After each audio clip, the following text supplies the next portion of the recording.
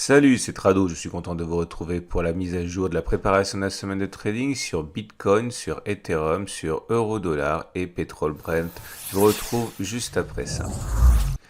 On commence donc par Bitcoin en données hebdomadaires, simplement pour savoir où se situent les obstacles. Et ils sont justement là, les obstacles. Le résistance hebdomadaire des 13 891 930 est à l'origine de la zone qui a provoqué le reflux massif à partir du 24 juin 2019. Nous sommes en train de tenter une percée, nous essayons de clôturer au-dessus. Il faudrait le faire pour que cette zone soit en changement de polarité, qu'elle devienne support et non plus résistance. C'est pas la première fois qu'on essaye de rentrer, de sortir par le haut. On a déjà essayé il y a quelques mois. C'était en août. On n'a pas réussi. Vous l'aurez compris, il faut clôturer au-dessus des 13 880 de manière significative. La tendance sur cette unité de temps est haussière avec la moyenne mobile à 20 et la moyenne mobile à 50 semaines qui montent. Donc une cassure de cette zone serait véritablement très porteuse théoriquement. Et donc on passe sur les données journalières, on voit tout de suite, comme on l'a dit tout à l'heure, la grande zone grise qui est une résistance hebdomadaire 13 880 11 930 avec laquelle on bataille toujours, et nous avons par superposition la résistance journalière des 13 860 12 930. C'est une période, une zone globalement qui est travaillée depuis plusieurs semaines, au-dessus de laquelle on tente de passer et en dessous de laquelle on risque d'être projeté à n'importe quel moment, puisqu'il s'agit d'une résistance à la fois journalière hebdomadaire. Le prochain support, il est à 13 330, 13 500. C'était une zone de résistance qui a été cassée, qui a donc théoriquement changé de polarité. Sur cette unité de temps également, la tendance est haussière puisque nous sommes au-dessus de la moyenne mobile à 20 jours qui monte et au-dessus de la moyenne mobile à 50 jours qui monte. On achève le travail avec les données 4 heures. Et sur les données intraday 4 heures, nous avons là aussi évidemment une résistance qui est à 13 800, 13 860 à l'origine de la baisse du 28 octobre. Et le prochain support important est à 12 789, 12 985. C'est la zone qui a maintenu les cours à flot le 26 octobre, le 28 octobre et plus récemment le 29 octobre. Alors la tendance est haussière. On est au-dessus de la moyenne mobile à 20 périodes et au-dessus de la moyenne mobile à 50 périodes qui descend. Donc la logique voudrait normalement que l'on achète plutôt que l'on ne vende. Maintenant, le problème est que nous sommes sur une zone de résistance, on l'a vu, journalière et également hebdomadaire, où les baissiers donnent de la voix. Acheter par exemple sur la zone de support H4 des 12 789, 12 985, ce qui normalement trouverait une certaine justification, est difficile ici à entreprendre pour les raisons déjà évoquées, à savoir que nous sommes face à des vents contraires, des vents vendeurs sur cette zone. Clairement, ce que cela signifie, c'est que beaucoup de traders qui ont un biais haussier attendent sans doute que l'on clôture au-dessus de la résistance H4, résistance journalière, résistance hebdomadaire, clairement que l'on clôture au-dessus des 13 860 pour envisager un achat et ne tenteront peut-être pas l'achat sur des supports pour les raisons déjà évoquées. Maintenant, ceux qui ont un biais baissier peuvent tenter de déceler des signaux de vente sur la zone actuelle, encore une fois, puisque nous sommes sur une vaste zone de résistance qui est susceptible de s'imposer à la tendance de court terme, qui est certes haussière, mais sur une unité de temps inférieure. Et on passe à Ethereum en données hebdomadaires pour constater qu'on est au contact là aussi d'une résistance importante, sauf qu'on n'est pas en bordure de la partie haute, on est juste à l'entame de cette résistance hebdomadaire des 404-490. Il faut faire attention parce que même si la tendance est haussière avec des cours au-dessus de la moyenne mobile à 20 semaines, au-dessus de la moyenne mobile à 50 semaines, on voit que les incursions à l'intérieur de cette résistance hebdomadaire ne se sont pas avérées très porteur pour les haussiers puisqu'on s'est fait systématiquement refouler. Pas très loin de nous, sur les supports hebdomadaires à 311, 363, il y a du support, comme on le voit, les différents rebonds qu'il y a eu sur cette unité de temps. On passe aux données journalières. Et sur les données jours, le prochain support, il est pas très loin, il est à 357, 370. Il épouse partiellement le grand support hebdomadaire des 311, 360. C'était une zone de résistance qui a été cassée, qui a changé de polarité, qui est devenue support efficace, puisqu'on a rebondi de fort belle manière au-dessus. Une sollicitation de cette zone de support pourrait intéresser les acheteurs. Pour l'instant, la tendance de fond est haussière avec une moyenne mobile à 50 jours qui monte. Par contre, la tendance de plus court terme sur cette unité de temps est neutre, puisqu'on est en dessous de la M20, mais que celle-ci monte encore.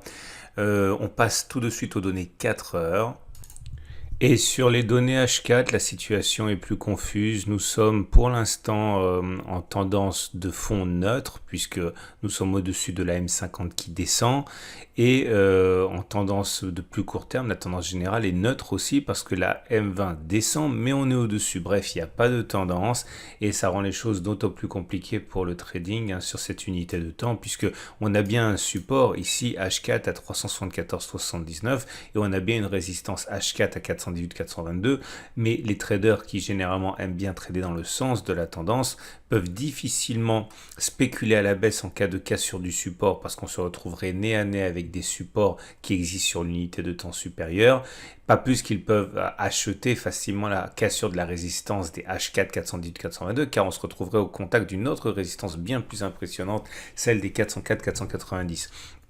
Donc c'est typiquement le genre de situation assez difficile à négocier. Je pense que la plupart des traders conventionnels, traditionnels, vont chercher plutôt des signaux d'achat sur le support journalier des 357-370 si on y va, tout comme ils vont chercher des signaux de vente dans toute cette zone de résistance hebdomadaire des 404-490 pour ne pas risquer de se confronter à un tir de barrage de traders beaucoup plus convaincus et beaucoup plus nombreux sur les unités de temps supérieures.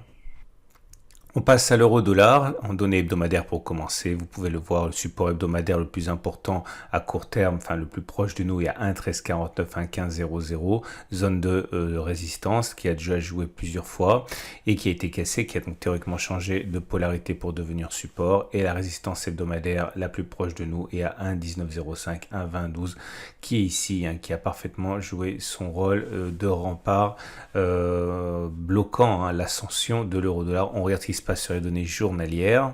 Et sur ces unités de temps journalières, on a un support journalier dont on se rapproche dangereusement, c'est les 1,1615, 1,1631. Ce support a été activé et sollicité le 25 septembre, le 27 septembre, le 28 septembre avec pas mal d'efficacité pour faire rebondir les cours. Quant à la résistance journalière, elle est là, elle est à 1,1943, 1,2006. Elle se situe à l'intérieur de la grande résistance hebdomadaire des 1,1905, 1,2012. Sur cette unité de temps, la tendance commence à être sérieusement baissière avec une moyenne mobile à 20 périodes et une moyenne mobile à 50 périodes qui descendent et qui se sont croisées. Attention, il y a peu de chances pour que le support journalier 1,1615, 1,1631 ne soit pas sollicité. On regarde les données 4 heures. Et pour les données H4, on peut le voir, la tendance est fortement baissière. Les cours sont en dessous de la moyenne mobile à 50 périodes qui descend, en dessous de la moyenne mobile à 20 périodes qui descend. La tendance étant baissière, il faut a priori chercher avant tout les positions spéculatives à la baisse. C'est ce que font la plupart des traders traditionnels. La résistance H4 ici, 1,1699, 1,1689 est une zone de support qui a été cassée, qui est devenue résistance, comme on peut le voir sur les bougies là, du 30 octobre. Un retour dans cette zone pourrait être éventuellement mis à profit par les traders qui cherchent des positions vendeuses s'ils ont un signal baissier à leur goût. Autre solution, la résistance H4 des 1,1659, 1,1652 pourrait également être mise à profit. On peut le voir, c'est une zone de support qui a été cassée et qui donc peine à être repassée à la hausse en étant devenue résistance. Cette zone pourrait également être sollicitée. Le seul problème, c'est que très proche de nous, le support journalier des 1,1615, 1,1631 risque d'être mobilisé par les traders qui ont un biais plutôt haussier. Il est donc dangereux de spéculer à la baisse à l'approche de cette zone. Ce qui veulent acheter attendent justement que l'on revienne sur cette zone de support journalier 1,1615, 1,1631 pour initier des positions acheteuses. La cassure de cette zone par contre pourrait entraîner de nouvelles positions spéculatives à la baisse. Et voilà les données hebdomadaires pour le pétrole Brent dans une tendance résolument baissière avec une moyenne mobile à 50 semaines, une moyenne mobile à 20 semaines qui descendent. La résistance hebdomadaire la plus importante est celle des 50,53 le baril de pétrole et le support hebdomadaire des 19,25 est quand même bien éloigné. C'est notre zone de support principale sur les données hebdomadaires. Et on termine avec les données H4, effectivement, dans une tendance qui est baissière, avec la moyenne mobile à 50 périodes et à 20 périodes qui descendent toutes les deux. Dans ces conditions de tendance baissière, les traders aiment trader dans le sens de la tendance, à savoir le sens de la spéculation à la baisse. Ils pourraient être éventuellement intéressés par un retour sur la résistance H4 des 38,71, 37,30 ou de la résistance journalière des 40,00, 38,84 pour trouver des signaux baissiers. Ou alors éventuellement une cassure du support H4 des 36,25, 35,77 puisque une cassure de support dans une tendance baissière attire les traders. Acheter sur le support H4 36,25, 35,77 est dangereux en ce sens que c'est un support sur la même unité de temps que la tendance qui est baissière. Elle risque d'être malmenée cette zone de support et des achats sur cette zone risquent d'être encore une fois assez périlleux. Je vous invite à regarder à la fin de cette vidéo l'analyse technique de moyen terme sur les indices et également si vous êtes un trader d'indices, la préparation de notre semaine de trading sur le CAC 40, le DAX 30, le Nasdaq, le Dow Jones en CFD.